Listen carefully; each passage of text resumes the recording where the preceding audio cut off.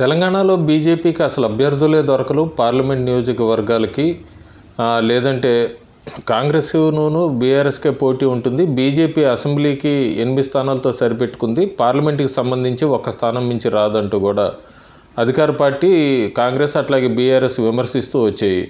కానీ ప్రస్తుత పరిణామాలన్నీ చూస్తుంటే కూడా బీఆర్ఎస్ నుంచి బీజేపీలోకి వచ్చే ఆశావాహులు ఎక్కువ మంది ఉన్నారు. అట్లాగే బీజేపీలో కూడా అసమ్మతి రాగాలు గొంతు విప్పుతున్నాయి.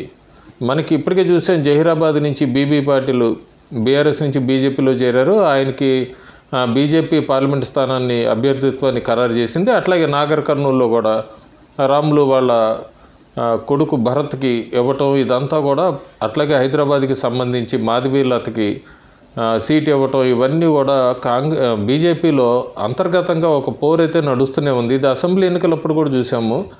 అసెంబ్లీ ఎన్నికల కన్నా కూడా చాలామందికి ఏంటంటే ఖచ్చితంగా మళ్ళీ కేంద్రంలో మోడీ అధికారంలోకి వస్తారు, ఇక్కడ పార్లమెంట్ స్థానం గెలుచుకుంటే కనుక అక్కడ పేరు ప్రఖ్యాతులు పెరుగుతాయి, అట్లాగే మోడీతో టచ్లో ఉండొచ్చు, సెంట్రల్ మినిస్టర్ అవ్వచ్చు, ఇట్లా ఊహాగానాల మీద చాలామంది పోటీకి ముందుకు వచ్చారు. రాబోయే రోజుల్లో మనం వరంగల్ నుంచి కూడా చూడబోతున్నాం. బీఆర్ఎస్ జిల్లా అధ్యక్షుడు ఆరు రమేష్ కూడా బీజేపీ తీర్థం పుచ్చుకుపోతున్నారు. ఆయన వరంగల్ సీటు కోసం ప్రయత్నిస్తున్నారు. ఇప్పటికే నాగర్ కర్నూలు సీట్ అయితే భరత్కి ఇచ్చినందుకు బంగారు లక్ష్మణ్ కూతురు శృతి ముఖ్యమంత్రి రేవంత్ రెడ్డిని కలిసినట్టుగా సమాచారం. త్వరలోనే కాంగ్రెస్లో జారబోతున్నట్టుగా తెలుస్తుంది. అట్లాగే మల్కాజ్గిరి నుంచి కూడా ఈటెల రాజేందర్కి సీట్ ఇచ్చినందుకు మురళీధర్రావు ఆయన కొద్దిగా ఆలకపోయినట్టుగా తెలుస్తుంది.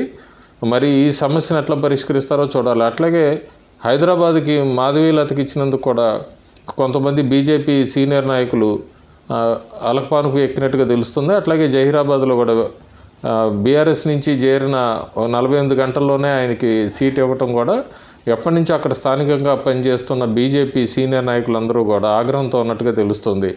ఇక మెదక్కి సంబంధించి కూడా మెదక్లో రఘునందన్ రావు, అంజిరెడ్డి వీళ్ళిద్దరూ రేసులో ఉన్నారు. ఎవరికైనా ఇవ్వకపోతే ఇద్దరిలో ఎవరికి ఇచ్చినా కూడా ఇంకొకళ్ళు మళ్ళీ అలకపాను పెక్కెట్టు ఉంది. ఆదిలాబాద్కి సంబంధించి కూడా కొత్త అభ్యర్థిని కోసం వెతుకుతోంది బీజేపీ పార్టీ. ఒకవేళ స్వయం బాపురావుకి ఇవ్వకపోతే ఆయన పార్టీ మారే యోచనలో ఉన్నారు. మహబూబ్ నగర్లో కూడా అట్లాగే ఉంది పరిస్థితి.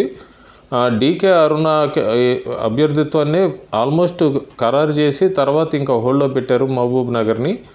ఒకవేళ డీకే అరుణ్కి సీట్ ఇస్తే మాత్రం జితేందర్ రెడ్డి ఆయన కూడా ఆయన వేరే దారి చూసుకునే యోచనలో ఉన్నట్టుగా తెలుస్తుంది.